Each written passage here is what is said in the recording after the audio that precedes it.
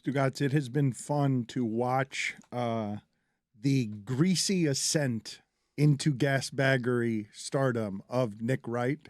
Mm-hmm. Nick Wright has gotten... I'm sure he loves it when you put it like that.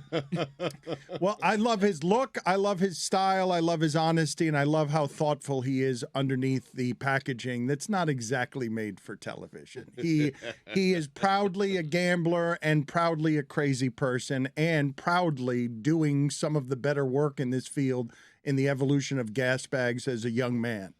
I feel like you think you're complimenting him, but you're not really.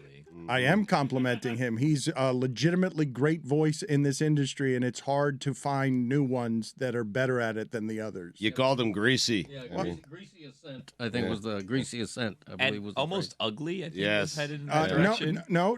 doesn't fit the I am part. saying neither greasy nor ugly. I'm saying guy on television who you'd find at the horse track, proudly.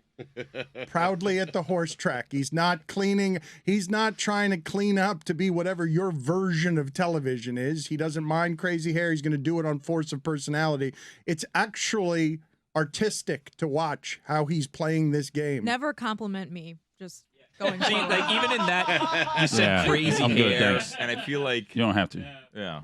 I mean, fair play to him. That show used to be on at 6:30 in the morning, which I imagine the alarm goes off at 4 for that.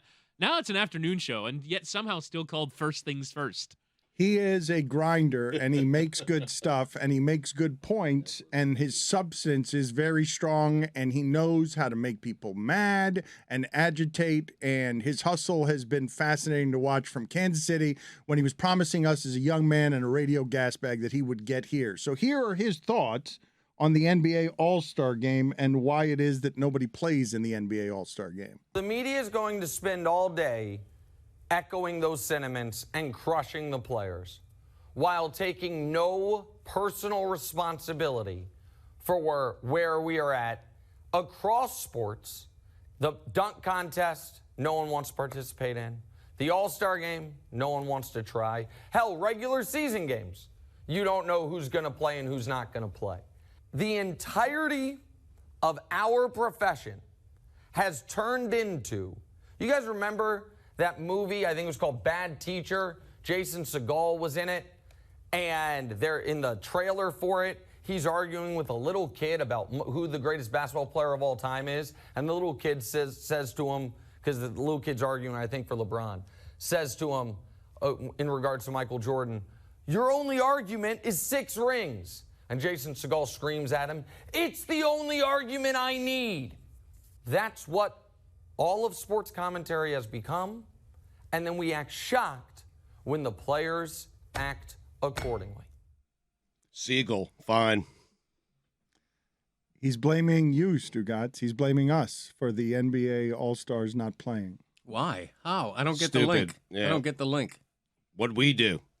I mean, honestly, why is it our fault? All you measure anyone is by championships. And so why take anything else seriously other than being ready for April the 15th or whenever the NBA playoffs start? Why care about regular season? Why care about All-Star? Why care about anything when if someone puts in a good All-Star performance and wins All-Star MVP, does anyone care that Jason Tatum scored 59 on Sunday? No. All you care about is Jason Tatum going to win a title?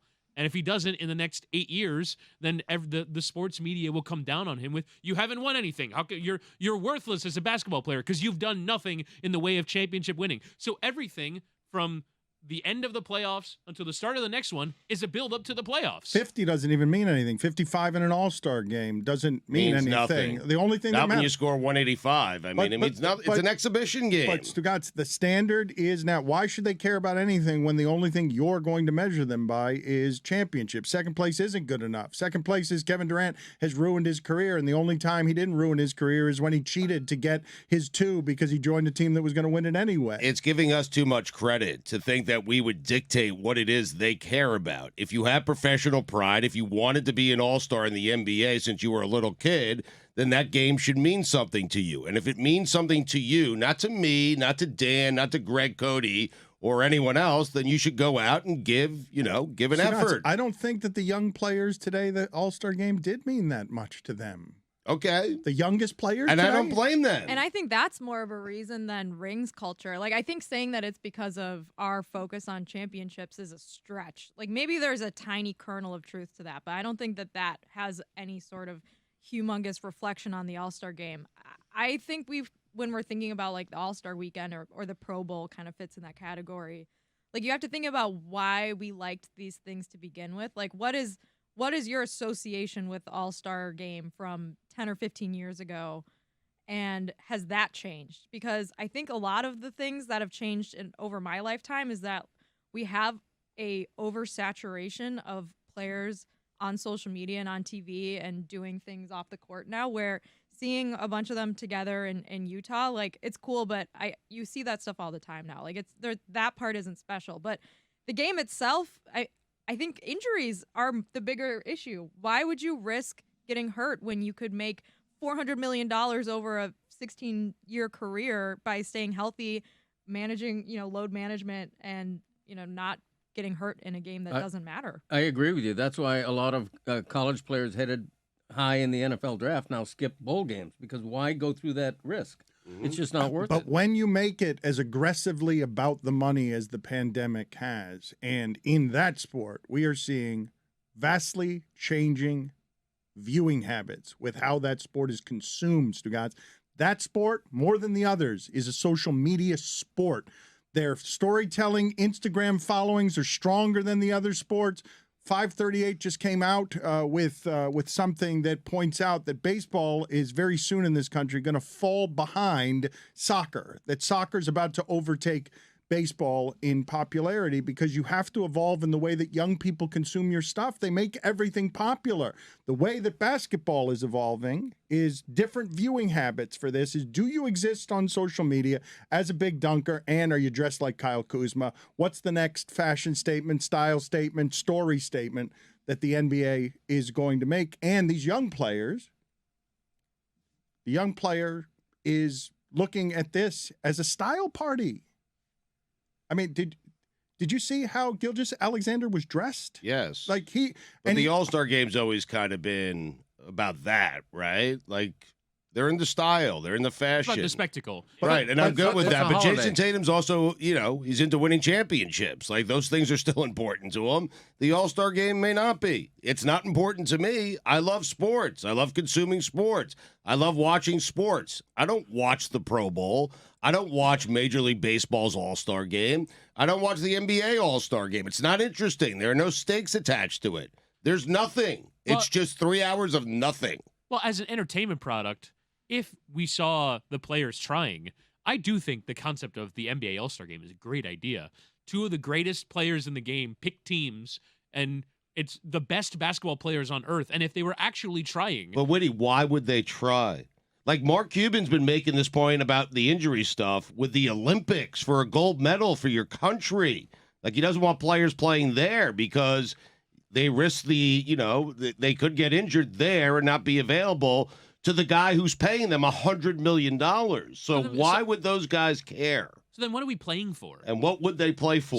So then what's important? Money is the answer, Whittingham. The answer at every turn is money. Right. We're playing for money. We're disguising it as something But what is the else. money for? And the players want more money. Stan Van Gundy's theory on how to make this interesting: make it payable after the game. $1 million to the winning team, each player.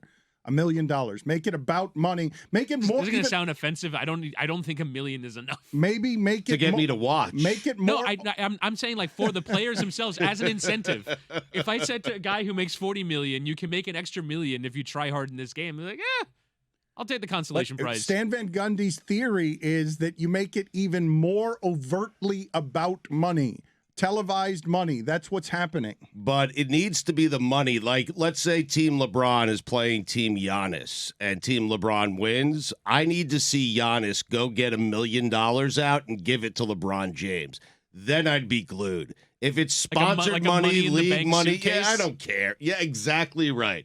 Giannis, go to the bank, get $1 million out, give it to LeBron after the like game. a Howie Mandel suitcase from whatever that game show Deal or was. no deal. Deal or no deal. Like in the World Series of Poker, when the final two people that play the final hand, they put all the cash on the table and like they're having to play cards around cash. That's what it should be like. The court should be surrounded by cash. I have an idea. So you guys didn't like my fashion show idea yesterday, which was stupid of you guys, but I'll move on. So here's my idea.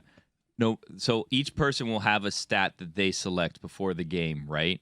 And whatever amount of points or blocks or steals or assists or whatever that they get that amount of time in one of those money hurricane machines where they stand inside and they grab as much money as they can. Great idea. So if they score like 28 points, obviously you're not going to give them 28 minutes, but maybe you say like divided by 4, whatever it is, right? And there's like, oh, here you go, 7 minutes inside the money chamber, and you get as much money as you can.